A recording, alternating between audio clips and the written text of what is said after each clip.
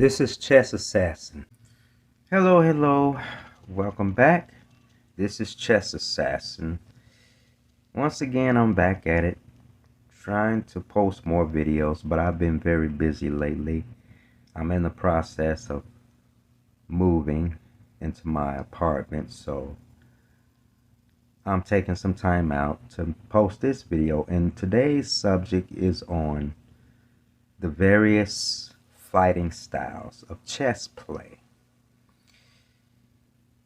Now, we've heard of players such as Bobby Fischer, who was what I would call a chess assassin, at least in my opinion, he was.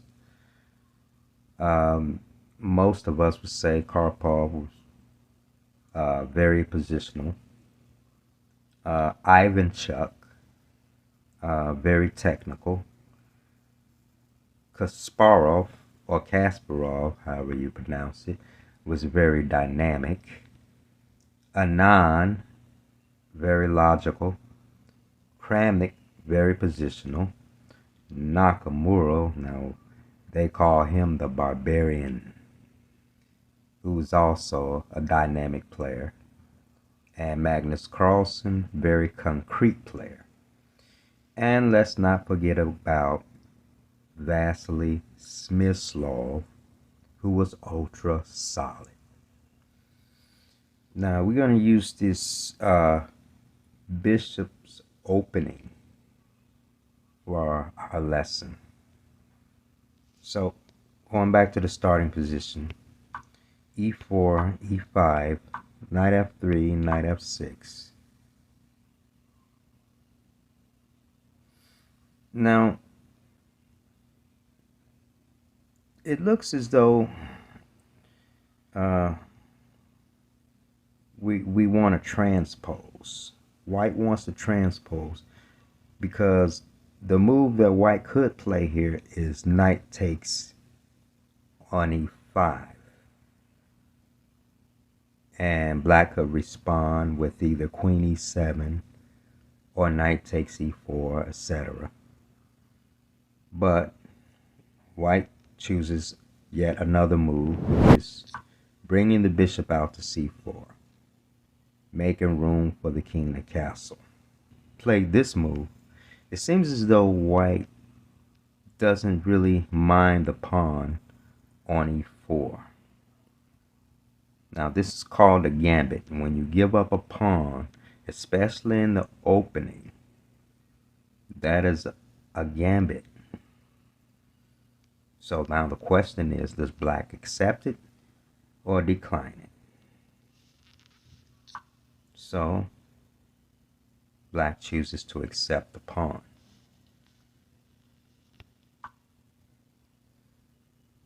Okay, white is more concerned about getting his pieces developed. Knight c6. Now, looking at the position, you know that the knight on e4 is en prise. White can capture that knight, but that's only a temporary sacrifice.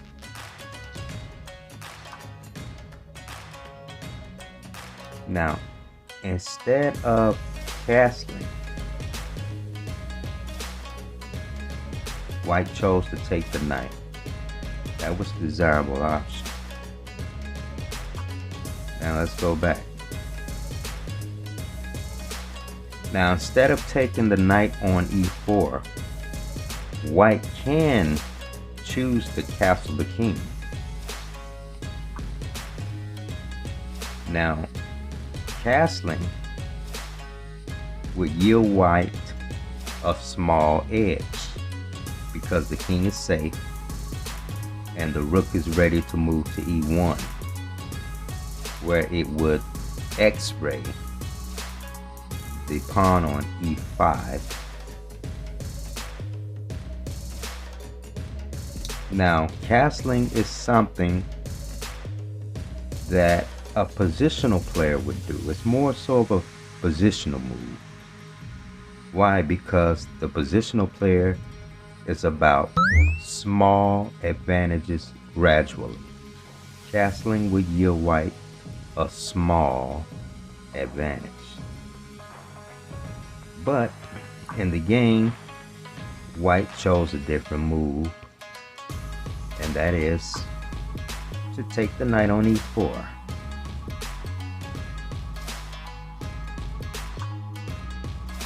Okay, with this move, material equality is restored, so black will regain the piece.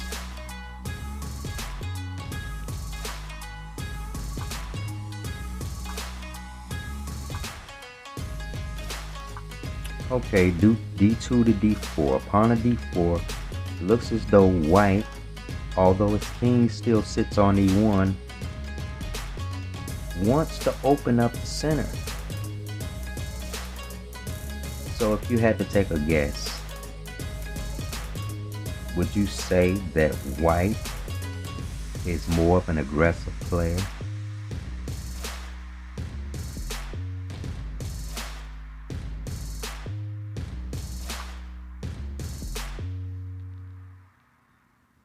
Now, before I said that a positional player would castle, which is what white would do here also.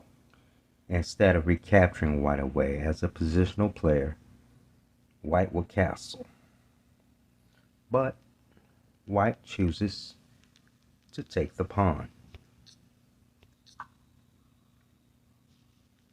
Both sides are uncastled. So can we say that both sides are aggressive? And the game continues with knight takes d4, queen takes d4. Now you also have to be careful in these types of positions, because it is black's move. We can say that white is okay, because it looks as though white can possibly lose his queen to a discovered check. But since the queen can take the bishop should it go to b4, black would simply be making a very bad move, blunder. But if it was white to move, and let's say white chose to castle to the king side, then bishop takes h2 would win the queen on d4. So you have to be careful in these types of positions. But it's black to move, and black castles. Bishop e3, now the queen is guarded by the bishop. Now from here, we're going to look at a sequence of moves that black will make.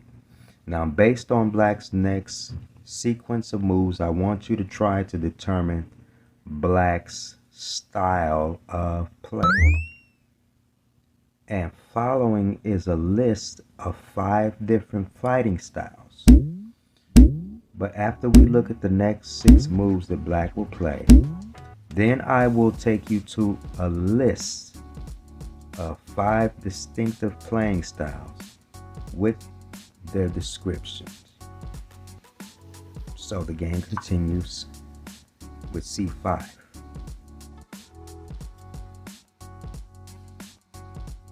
In this position, black would play the queen to e7.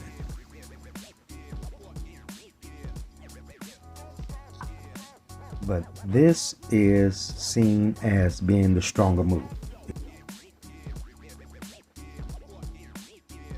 So pawn to c5 is the stronger move. This gains tempo. Okay, so the queen retreats. Now, what would you play here as black? Bishop e6, rook e8, pawn to f5, gaining more tempo.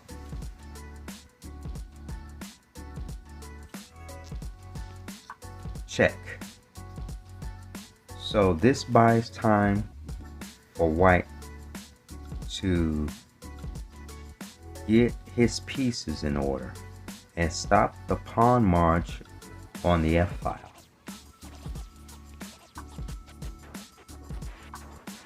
Okay, so that fixes the pawn on f5. Now let's take a look at white's next move, g3. So g2 to g3 defends the pawn on f4. So white is the defender in this case. And the old saying goes, when you develop your pieces, develop with an attack. And black is the attacker here.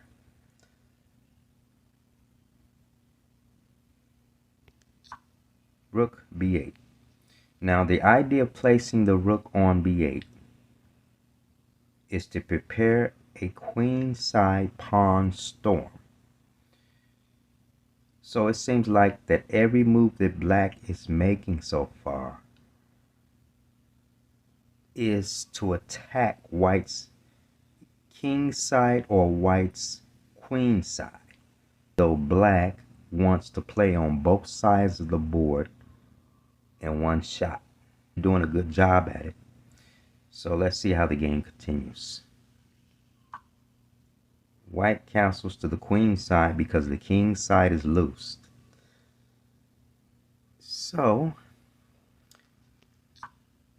the next move that black plays is a pawn march on the b file. So let's take a look at both kings. The king on h8 is safe and cuddled away from assault.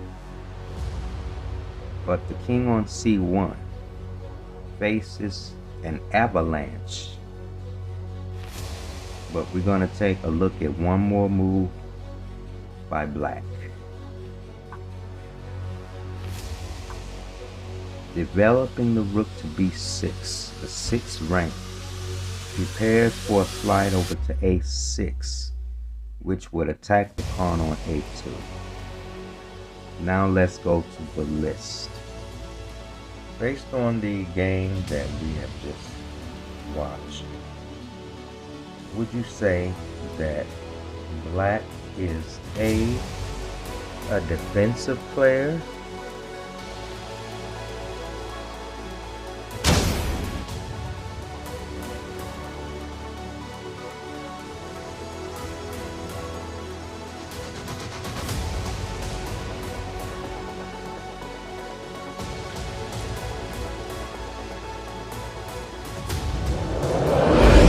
B, an attacker,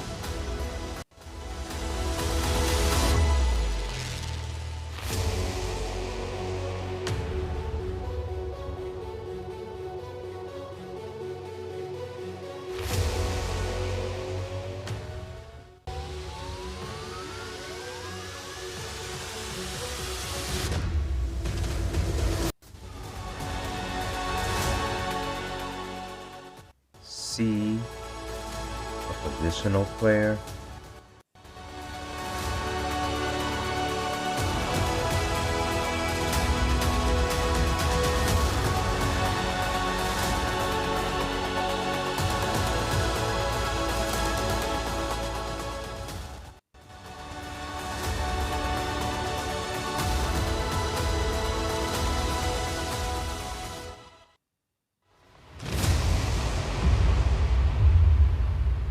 D, a grinder,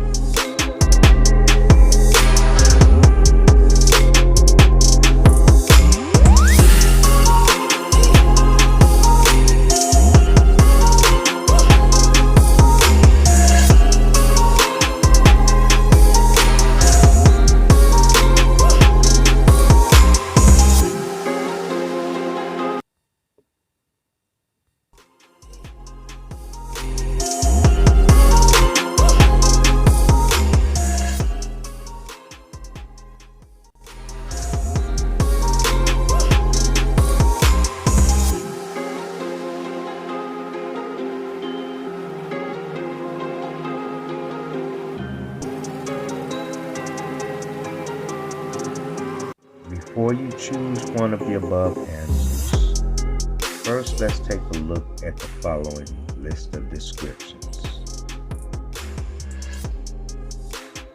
The defensive player. This kind of player is basically a counterpuncher. Before even thinking about going in for the kill, the defensive player is always about counterplay and restraint. The idea is simply to stymie the opponent. The attacker seeks to force the opponent into a bad position by any means necessary, but is also very talented in navigating the tactical minefield. They're about speedy development and initiative. We have the positional player. Their winning plan is to accumulate advantages gradually. The positional player uses tactics such as positional sacrifices. For example, he'll sacrifice a pawn or two just to get access to a particular file or square. Their game consists of balance and imbalance, piece placement, and building fortresses before making the kill. Next, we have the grinder. The grinder looks for subtleties in a position. The main feature of their game is trickery. Tactical player. Not necessarily the same as an attacking player who plays for blood, but the tactician is about beauty. Think about Mikhail Tal. To make a distinction between the tactical player and the attacker, I'd say that Mikhail Tal was a magician, whereas Garry Kasparov was an attacker.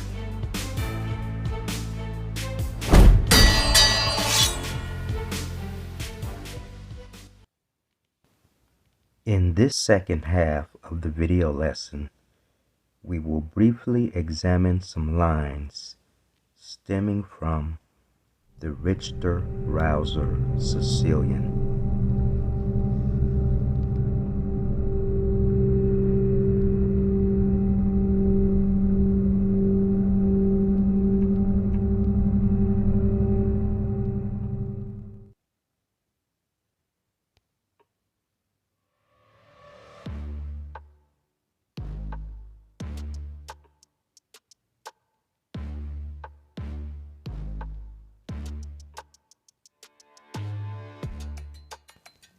Whenever you're playing the Richter-Rauzer variation of the Sicilian, it is important to understand the ideas behind the moves, especially if the lines can be razor sharp.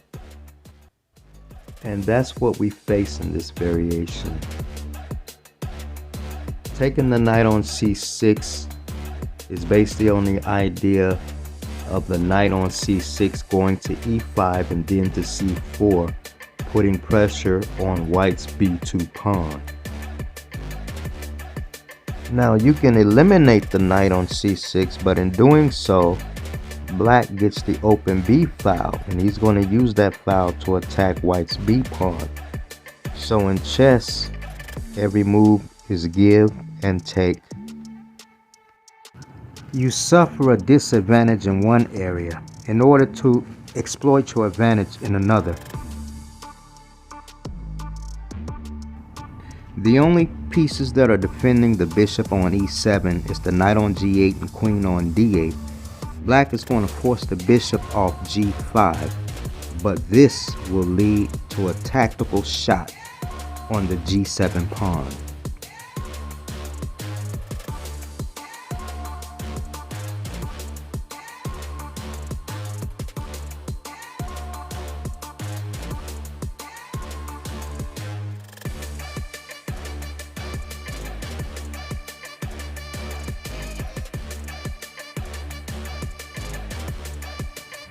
The tactical player will take the pawn on g7. King takes g7. We'll look at this line first.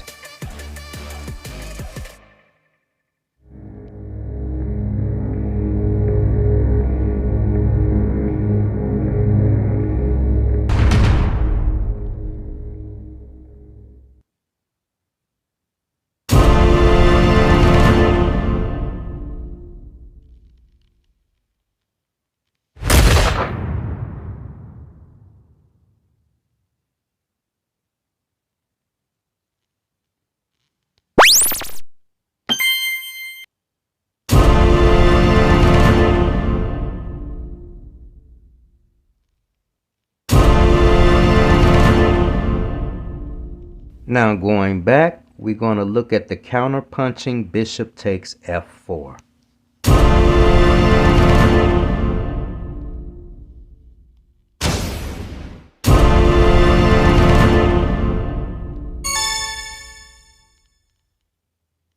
And now the rook on b8 is en prise. The queen can take the rook. Now we'll examine the ultra-solid rook e8.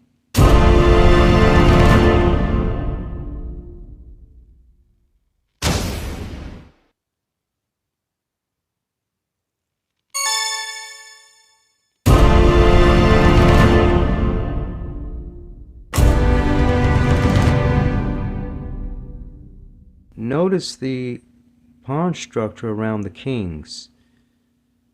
The king on h8 has a damaged pawn structure, whereas the king on c1 has a healthy pawn structure. Now black does not have to take the rook on g7, but that's his third move option here. The other move is rook b7.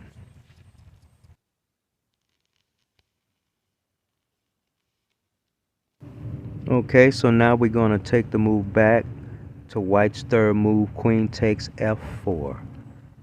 And now we're going to examine rook b7.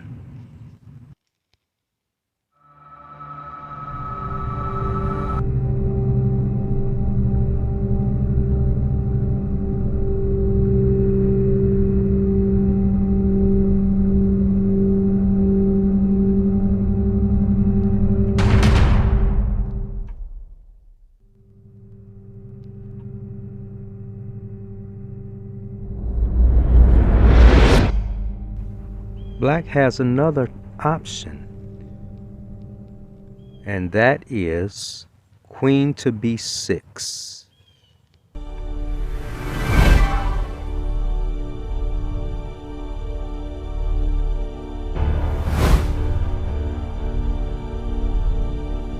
Not only is the b2 pawn under attack, but the rook on g7 can be taken by the king. Can white defend this position?